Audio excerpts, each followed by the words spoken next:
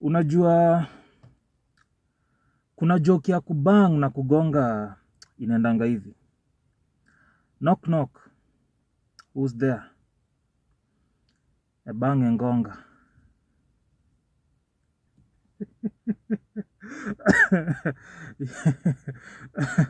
Yo, ni aje watu wangu, welcome back to my YouTube channel. I am the amazing anonymous team, the man, the myth, the legend, the enigma, your mother's favorite, God's favorite, African Superman. Now, a lot has been happening, as most of you know.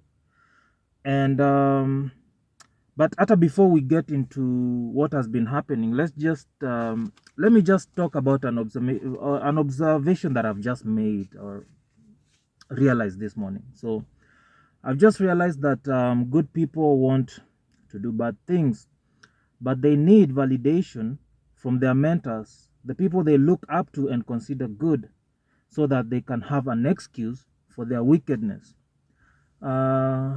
So here's the context. I was watching a sermon from a very well-known African pastor, and he said something which was boastful, what most of you would term as contradictory to the good news teaches, right? And when he said that boastful statement, the people in the congregation, they stood up and they started clapping as if he had said something so, what's the word, like as if he had said something so life-changing, so empowering. But it wasn't. It was just a prideful, boastful remark, and it riled these people up.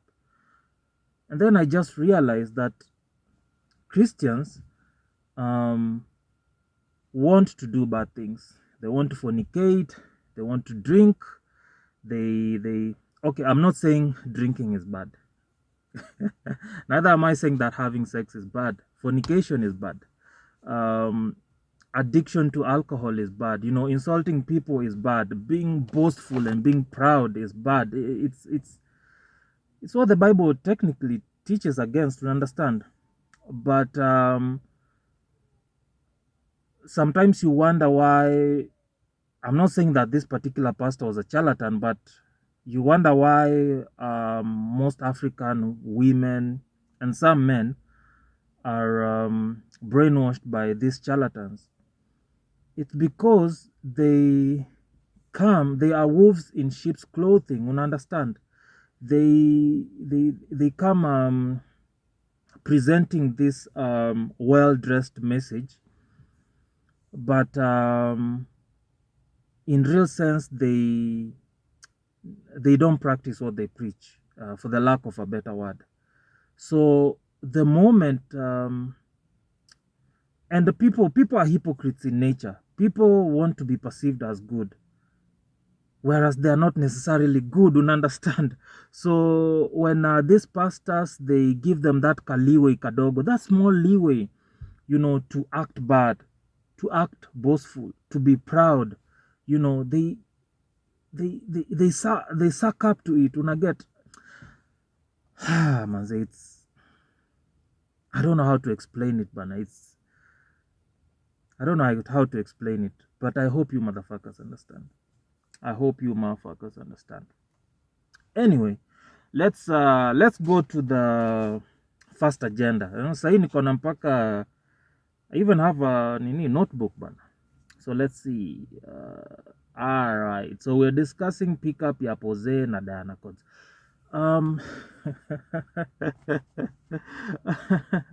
Wow. First of all, let me just say that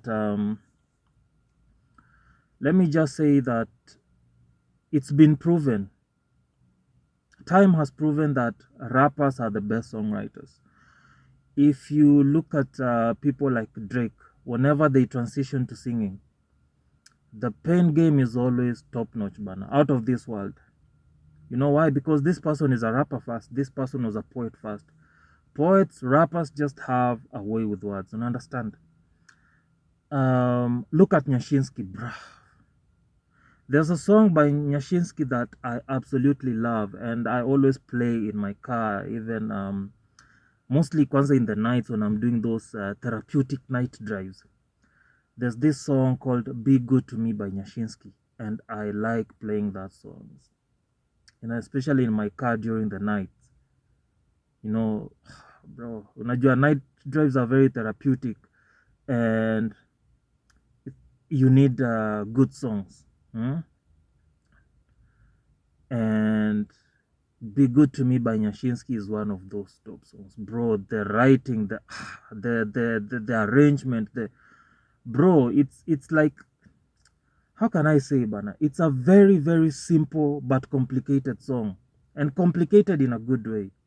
So rappers always make the best songwriters. Look at Juliani's Utawala. Niko njaa hata siwezi. Oh, bro. Bro. God. Rappers, we are a special breed, bro. We are a special breed. Oh, I bet you didn't know. Anonymous Team is one of the best, rather one of the illest MCs out there. One of these fine days, you should get to experience Anonymous Team's skills, writing skills, poetic skills, and all that shit. But so let me not digress too much. Going back to the Dyana Chords Willy Paul, or rather Willy Paul Dyana Chords pickup song. Albeit, I bet you didn't know the meaning to the word, didn't you? Go Google that shit. Albeit, to the fact that the song title lacks originality. And this one I blame Willy Paul. I don't blame Dyana Chords in any way whatsoever. Albeit to the fact that the song lacks originality, the song title lacks originality from Willy Paul, I honestly have to give Dyana Chords her flowers. This lady is a dope songwriter. Alyosha, I know, ideally you're not supposed to look at songs or rather collabos as a competition between the artists featured in the song, but we as fans, we definitely have to compare. Unajua lazima at the end of the day lazima tuongee tuseme ni verse ya nani ilikuwa kali na Dyana Chords, bro. That lady is a motherfucking dope songwriter. And I came to know of Dyana Chords in 2020 from her song with Wakadinali called Morio Anzenza. And at that time, there was this surge of female rappers. There was Kina Karen. There was this, let me not call her a one-hit wonder. I think she just laid low. She was called Beiti.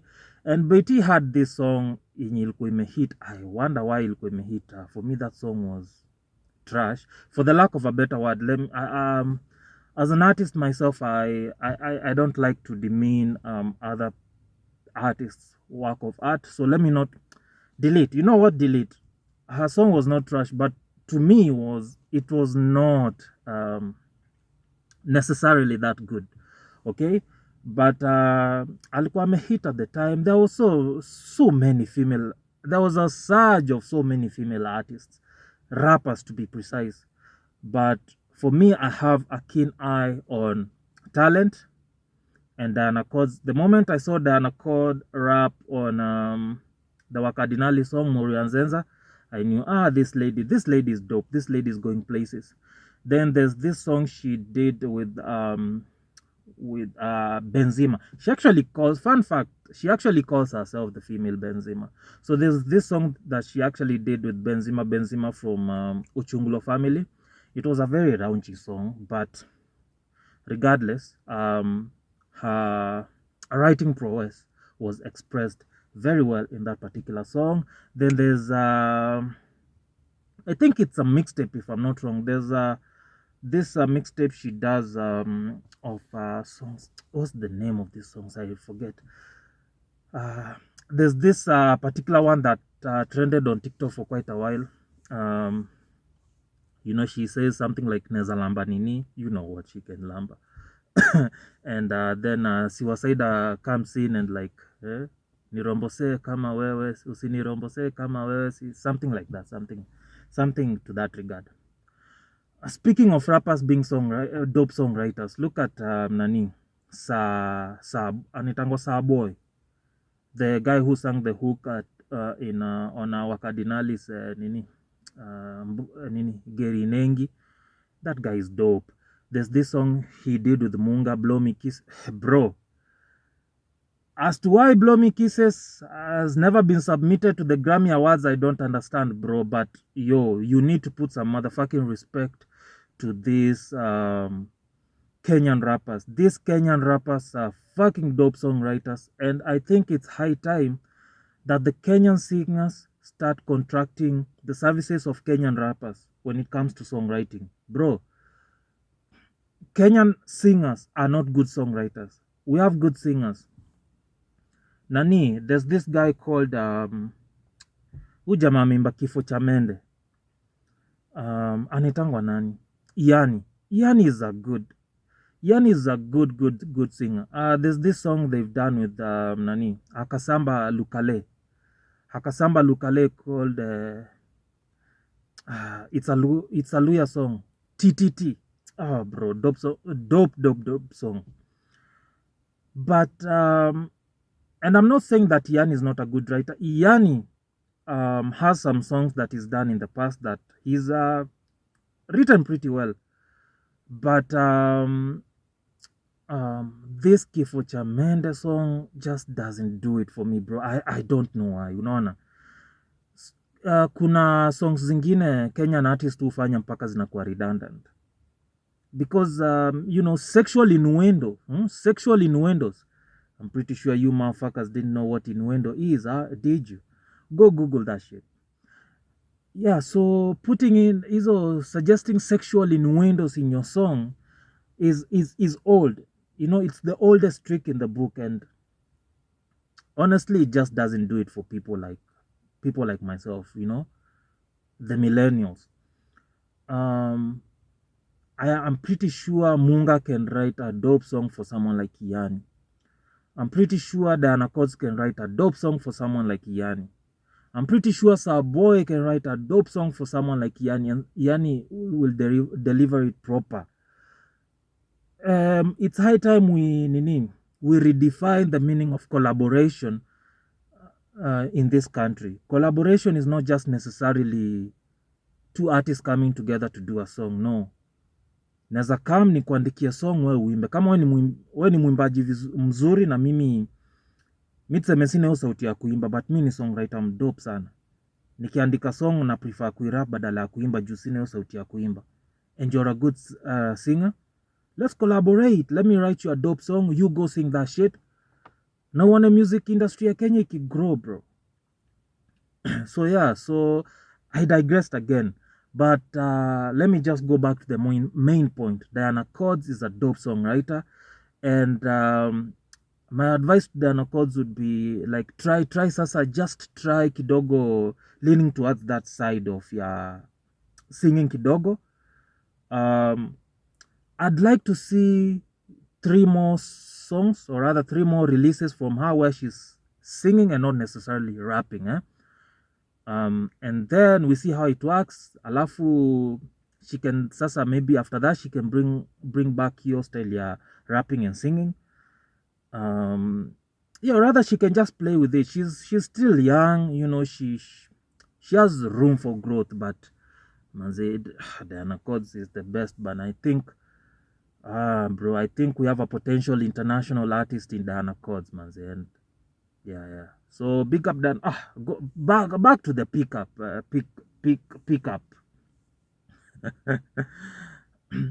Pose is good, bana. Let's not lie, bana. Pose is good, but originality, bro. That was not original. I think he could have given the song a different title. He could have given the song a totally different title. Song tu ibaki tu venye iko, but he should have given it a different title, and I'm pretty sure it would have even done better, because sasa unajua him giving the song the title of Pickup, it gives us the fans the notion that first of all, when I saw it, I actually thought it was a remix to the Set It song. So, and then when I went to watch the song, rather listen to the song, it's a totally different song. So that was a bit disappointing, unaona. So it kind of takes away, unaona, cause sasa umetu throw in a different direction. So unapata me going to listen to that song twice won't make sense, because I've been disappointed. It's not that the song is bad, it's the title. Unaona, these small things matter, bro. The song is good, but the title is unoriginal. The title is not creative. You've thrown us in a different direction totally. You've thrown us off. So you throwing me off is actually disappointing me. So me coming back to listen the song twice or thrice is not happening. That way the song will not get as many streams as it needs. But listen, Set It. Set It, hata nikitoka sahi nitaenda nicheze Set It. Una get as much as wametoa YouTube. Iko tu haiwezi kosa online. Una get. So that's the power of nini. If you have a good song, don't try to play kucheza easy games. Willy alicheza na hii song for it, but the song is good. Dyana outdid herself. She actually outshone Willy on this song. So yo, big up to Dyana, man. All the best to her. Speaking about music, there's this nigga called Mbidhi. Mbidhi inamaanisha mbichi in Kikamba, and there's this song he just released, inaitwa Masaya Bia. Dope song. Dope motherfucking song. And let's see if I can actually find the small kadebacle we had with some of his fans on X. So Billy is a dope artist. I did not know of him before this song, but apparently nilienda what is that bloody fucking link? And Mbidhi's fans had a few of his fans actually had a back and forth on X. And my problem with Mbidhi is the guy tries to sound so much like Matakoinski. Now we all know that Matakoinski is one of the best, if not the best, to actually ever do it in the Kenyan music scene, in the rap scene to be specific. My Mount Rushmore of MCs, Kenyan rappers, number one goes to the GOAT himself, Juliani. Number two, Kitusiwa. Number three, number three, Matakoinski. Number four, Octopizzo. No. Nani, Matakoinski cannot be mbele Octopizzo. So it's number one, Juliani. Number two, Kitusiwa. Number three, Octopizzo. Number four, Matakoinski. Number five, King Kaka, Sungura. So rabbit, if you may. So my problem with Mbidhi is he tries to sound so much like Nyash, bro. I mean, oh wait. In that list there's the beginning and the end. There's the beginning and the end. There's the alpha and omega of Kenyan MCs. You know, unaona venye you're given numericals. You know, there's zero. You start with 0, 1, 2, 3, 4, 5. Una get. So like 0 ndo iko mbele ya number 1. There's always a motherfucker that's just that good. Una get. And that motherfucker in the Kenyan music scene is called Anonymous Team. But before I digress too much, let me go back to Mbidhi. Mbidhi sounds so much like Nyashinsky.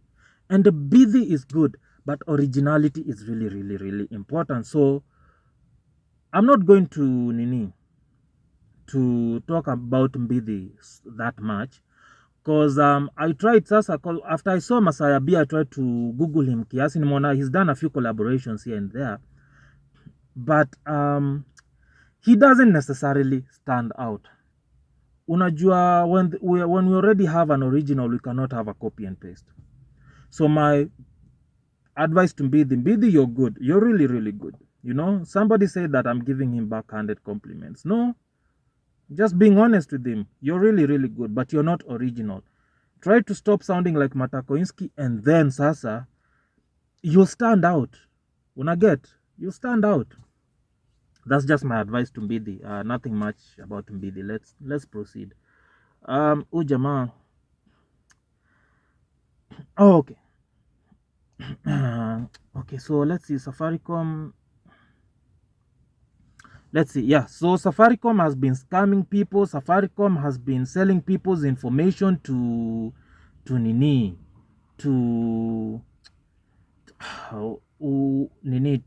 the government, to abduct people and kill people. Bro,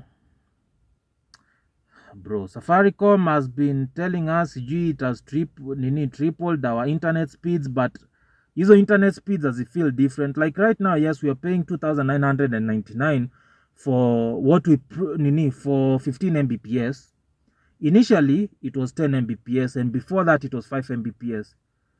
But bro, the speeds don't feel any fucking different. Sijui kama mnanielewa. Oh, wait.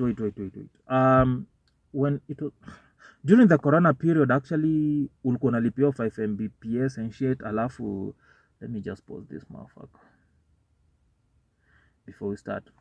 Ulikuwa unalipia 5 Mbps, but I guess walikuwa wanakupea 10 Mbps. So I guess that's why when they officially doubled it to 10 Mbps, and we started paying for 10 Mbps for the same amount we used to pay 5 Mbps, it didn't feel that different. But sasa here 15 Mbps, I feel different at all. I haven't feel like internet speeds zangu zime-improve. So Safaricom, I don't know what your motherfuckers are doing, but yo bro, fuck, wacha kutubeba ufala. So let's listen to this guy here.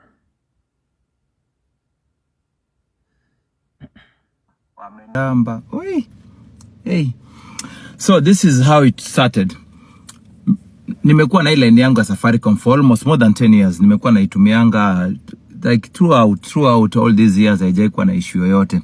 So apparently kitu ambayo imehappen, mimi nakuanga na app ya Safaricom app now, then I have physical SIM card with me. So physical SIM card only muitumianga wakati nimeendanga home, but na hakikishanga kwa every month na ikanga credit. Na iwashanga na ikanga credit. Sometimes naacha tu your phone hapo juu situmiangi, Samsung na yachanga tu hapo mpaka inaisha moto, nikirealize imeisha moto na yeka tena kwa charge, but inakuanga tu hapo active. But most of the time because sipendangi kubebanga simu mingi, na kuanga na simu mbili zangu za do night salatu, watu ambao kudubao wanajua hizo line, then niko na app kwa hizo simu mbili ya za Safaricom.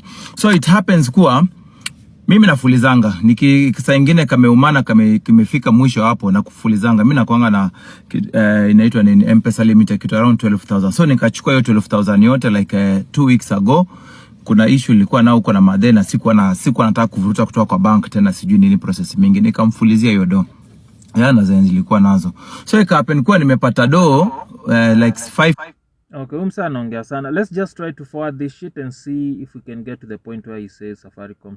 Nitafanya shughuli zangu.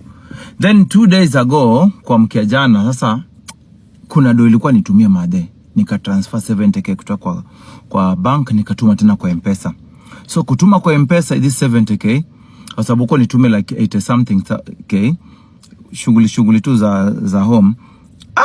Nashindwa line yangu haifanyi. Najaribu kuweka inaitwa nini, nimejaribu kuweka credit, haiweki. Kuangalia balance haiangali. Nikajaribu kuuliza kwa watu, wanaambia ati enda kwa machine, enda uload credit then uiactivate, kwa sababu saizi paka imekupa kwa M-Pesa, ukienda na physical SIM card inakwambia activate or wezesha.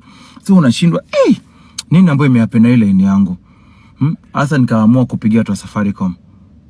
Guess what? These guys are telling me, someone swap my line. Mtu ame replace line yangu. Niko Dubai, niko na ID yangu. ya Kenya niko nayo hapa, niko na physical sim card yangu. So tell me, mtu amejaribu aje kuswipe? Yo, bro, first of all, I don't think people are angry enough at Safaricom. And forgive me for saying this, but I actually feel that ever since Steve Ndegwa took over Safaricom, this company has been going down the drain. And these people have sensitive information of Kenyans. Bro, 70,000 is not just any. Si pesa kidogo, it's a fucking lot of money. Hata acha hiyo. Andrew Kibe, sometime back, I remember Andrew Kibe sometime back experienced something the same with Safaricom. Somebody called him from Safaricom. Apparently they had his information and they managed to withdraw money from his M-Pesa account, 50,000. Hivyo tu. I guess it's because Andrew Kibe is who he is. Mtiaji kiplani. That's why people instead of being act by this story and following it up, most of them started laughing, making fun of him because of course alikuwa na nini. Don't mind me, I'm just looking at some sianda passing through, right? I guess it's because alikuwa mtiaji na alikuwa anaingililia maseleb wengi. People are like making fun of his situation. Unaget? Instead of like looking at it seriously, Safaricom wako na information zetu. They have our names, our ID numbers, our bank account informations. Because remember, sazilo una nini, what do you do? Una post vitu kama, not kupost. Sazilo una deposit pesa kwa your M-Pesa to your bank accounts. Squeezy, it's all about mobile money. You do it via paybill and till numbers. When we are withdrawing, we do it directly from the mobile apps directly to Safaricom. Understand? And then shit like this happens. Alafu squeezy, they do not have those professional customer care representatives that they used that they used to have kitambo. Squeezy, they just hire every Tom, Dick and Harry, and it's like they don't do proper training on these people. Bro, I kid you not. Nowadays, try to call my fucking Safaricom with a complex issue that could have been sorted years back. Sai, you don't get it. It doesn't get sorted out. Like I get it. I don't have a problem. Mtu akona accent akinihudumia. But you can't have an accent and be incompetent too, bro. I need you to have an accent but be properly competent to handle my situation, bro. I don't know. I've had so many issues where I've had to call Safaricom customer care. This person is clueless. So fucking clueless. Ananiambia nita raise. All they do is just tell you nita raise ticket.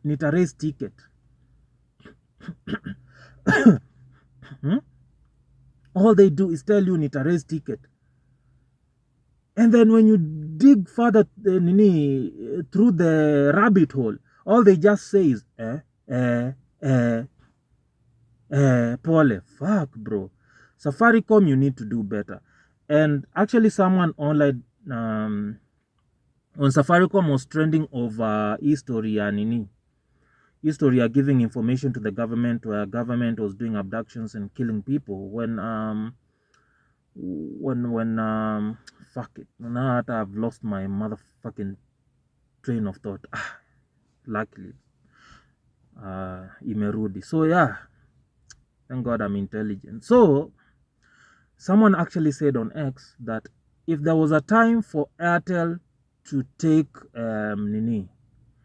to take advantage was now, bro. And I actually feel okay, personally I rarely make calls with Safaricom. Personally I use Airtel kutoka kitambo because sasa I've realized Safaricom ni kampuni moja ombwakni.